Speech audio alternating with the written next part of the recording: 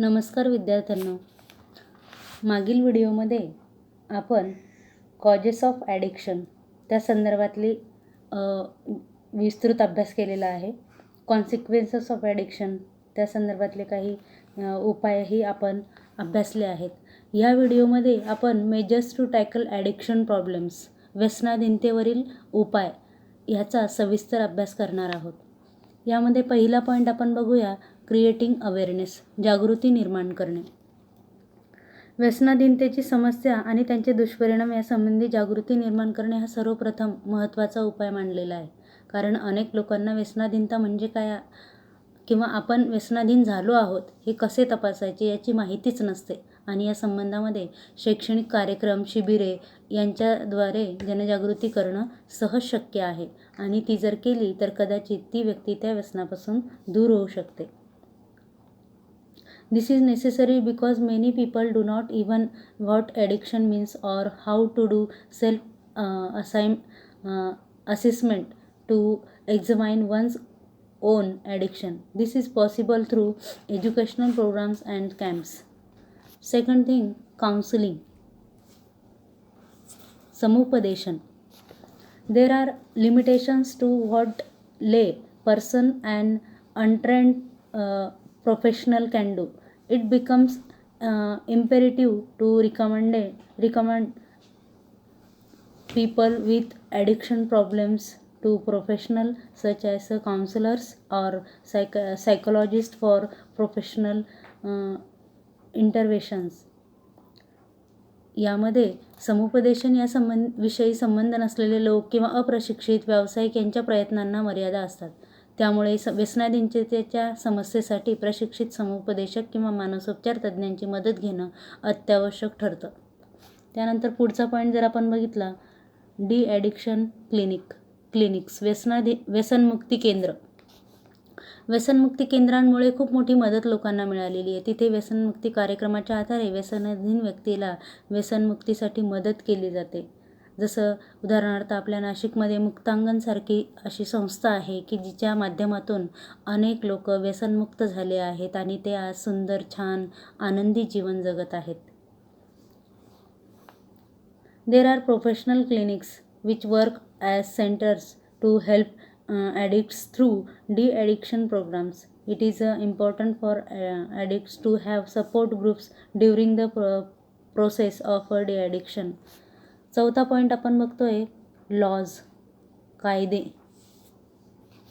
Linguistic provisions are important and necessary, especially to tackle the problem posed by drug peddlers, for example, or person who upload messages data which are antisocial, dangerous, life threatening and so forth. व्यसनाधीनतेच्या समस्येसाठी कायदेशीर तरतुदी महत्त्वाच्या असतात किंवा त्या आवश्यकही आहेत. विशेषतः ड्रगची चोरटी विक्री करणारे, सामाजिक माध्यमांवर समाजविघातक संदेश पाठवणारे यासारख्या जीवांशी खेळ करणारी कृत्य करणाऱ्या लोकांवर वचक ठेवण्यासाठी कायदेशीर तरतुदींचा उपयोग होत असतो. जरी यामुळे समस्या पूर्णपणे संपणारी नसली तरी त्याला प्रतिबंध करण्यासाठी मात्र कायदे आपल्याला खूप आवश्यक आहेत किंवा त्याची अंमलबजावणी करणं उपयुक्त ठरत असते. त्यानंतर आपण पाचवा पॉईंट आपण बघतोय, मास मीडिया, प्रसारमाध्यमे. प्रसारमाध्यमे ही व्यसनाधीनतेबाबत जनजागृती करण्याचे प्रभावी असं माध्यम आहे. आंतरजालावर यामुळे नेहमीच विचारले जाणारे प्रश्न, FAQs, मदत गट, हेल्पलाईन यासारख्या संकेतस्थळ या ठिकाणी उपलब्ध आहेत. त्यांच्यामार्फत जनजागृती केली जाते. Mass media communication is an effective tool to raise social awareness about addiction. The World Wide Web has numerous platforms such as FAQs, answered helplines, help groups, etc. through which awareness can be created. त्यानंतर आपण 6 point बघतोय, voluntary organisation, स्वयंसेवी संस्था. Survival government and private organizations, NGOs, work for social causes. For example, One India, One People, Alcoholic Anonymous, AA, Narcotics Anonymous, NA, etc. अनेक सरकारी आणि बिगर सरकारी ज्या संस्था आहेत त्या व्यसनमुक्तीच्या संदर्भामध्ये काम करत असतात.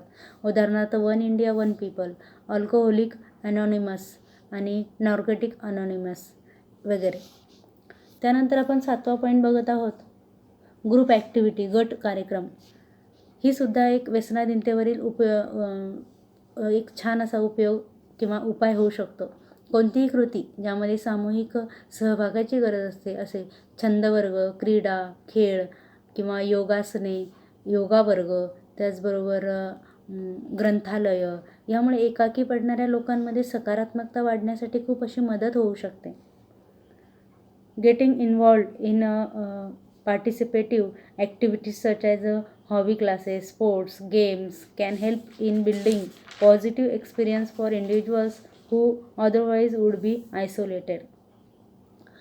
या ठिकाणी आपला युनिट नंबर 6 हा संपूर्ण कंप्लीट झालेला आहे. या खाली म्हणजे आपल्या टेक्स्टबुकमध्ये काही तुमच्या माहितीसाठी ग्रीन चार्ट्स दिलेले आहेत, तेही तुम्ही वाचायचे आहे. प्रत्येक टॉपिकनंतर ते आपल्या पुस्तकामध्ये आलेले आहेत. त्या ग्रीन चार्टमधली माहिती तुम्ही सविस्तर वाचायची आहे. त्यानंतर सारांश, तोही तुम्ही समरी, तीसुद्धा तुम्ही वाचायची आहे आणि त्याचाही व्यवस्थित अभ्यास करायचा आहे. त्याचबरोबर आपल्या टेक्स्टबुकमध्ये एक्सरसाइज दिलेली आहे. ती एक्सरसाइज टोटल 7 क्वेश्चन्स त्यामध्ये आहेत, सब क्वेश्चन्स मिळून. ते तुम्ही तुमच्या नोटबुकमध्ये सॉल्व करायचे आहे. स्वाध्याय दिलेला आहे आपल्या पुस्तकामध्ये, तो तुम्ही सर्वांनी कंप्लीट करायचा आहे, जो की कॉलेज चालू झाल्यानंतर आपल्या नोटबुक ह्या चेक होणार आहे, त्याची प्रत्येकाने नोंद घ्यावी. धन्यवाद.